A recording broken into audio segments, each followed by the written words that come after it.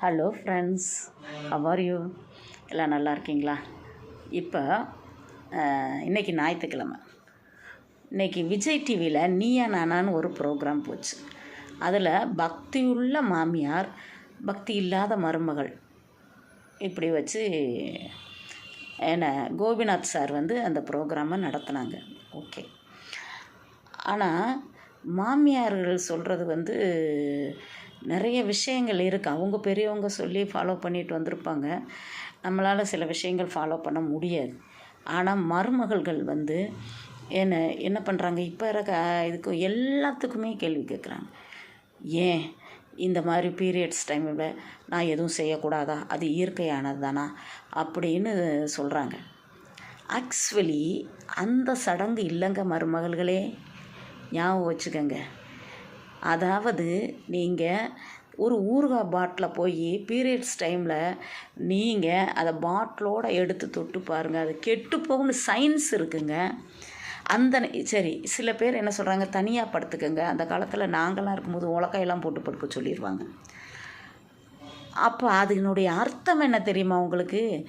நீங்கள் ஃப்ரீயாக படுங்க, தொந்தரவு இல்லாமல் இருங்க. உடம்புல இருக்கிற கிருமிகள் கழிவு ஆகும்போது வயிறு வலிக்கும். அன்னைக்கு வேலை செய்யாமல் கொஞ்சம் அமைதியாக இருங்க. இது தள்ளி வைக்கிறதுக்கு அர்த்தம் இல்லை மகளே, மருமகள்களே. ஏன்னா தள்ளி வைக்கிறதுக்கு அர்த்தமே இல்லை. இது சயின்ஸுங்க. ரெஸ்ட் எடுங்கன்னு சொல்கிறாங்க. உங்களுக்கு அதில் என்னங்க குத்தங்க கண்டீங்க? எனக்கு பக்தி இல்லை.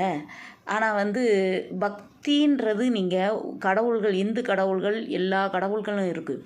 ஆனால் அந்த கடவுள் அமைப்பு கோயில் எல்லாமே விஞ்ஞான ரீதியாக, அறிவியல் ரீதியாக தான் ஒவ்வொரு கோவிலும் ஒவ்வொரு அட்சரேகை தீர்க்கரேகை பார்த்து ஒரு பாசிட்டிவ் வைப்ரேஷன் கிடைக்கக்கூடிய ஒரு இடங்களில் தான் கோயிலை கட்டுவாங்க.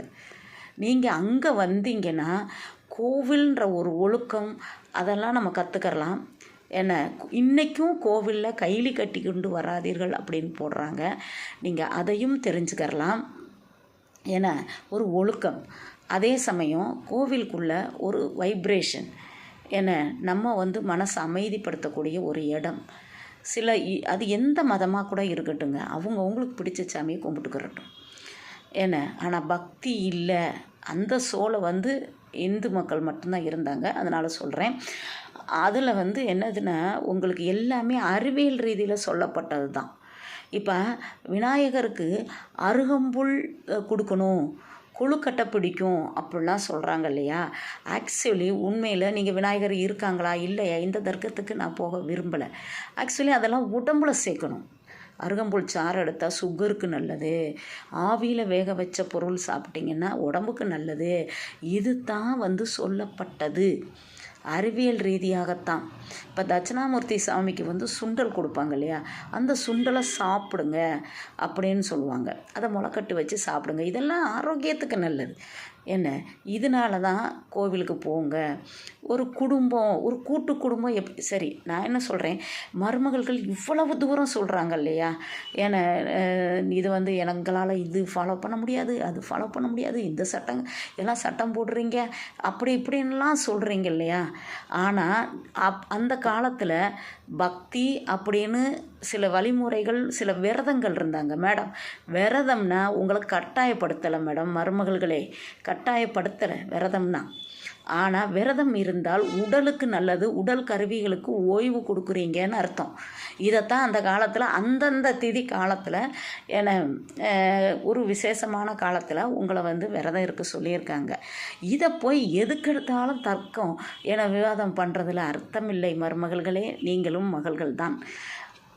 சரி, அவங்க அந்த விரதம் எல்லாம் ஃபாலோ பண்ணாங்க.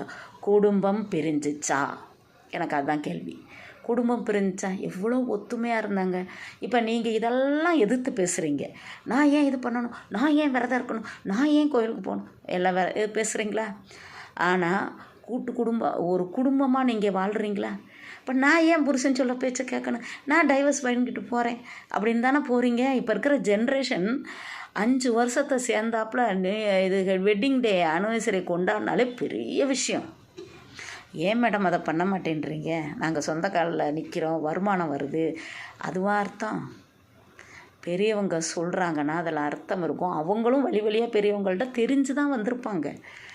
இல்லையா? நீங்களும் தெரிஞ்சால் அடுத்த ஜென்ரேஷனுக்கு சொல்லிக் கொடுக்கலாம். மருமகள்களே, விவாதம் பண்ணாதீங்க. சில விஷயங்களை பெரியவங்ககிட்ட கேட்டு தெரிஞ்சுக்கோங்க. உங்கள் குடும்பமும் அடுத்த தலைமுறைகள் நல்லா செழித்து வரணும் இல்லையா? அதனால் ஒத்துமையாக இருங்க. ரொம்ப நன்றி.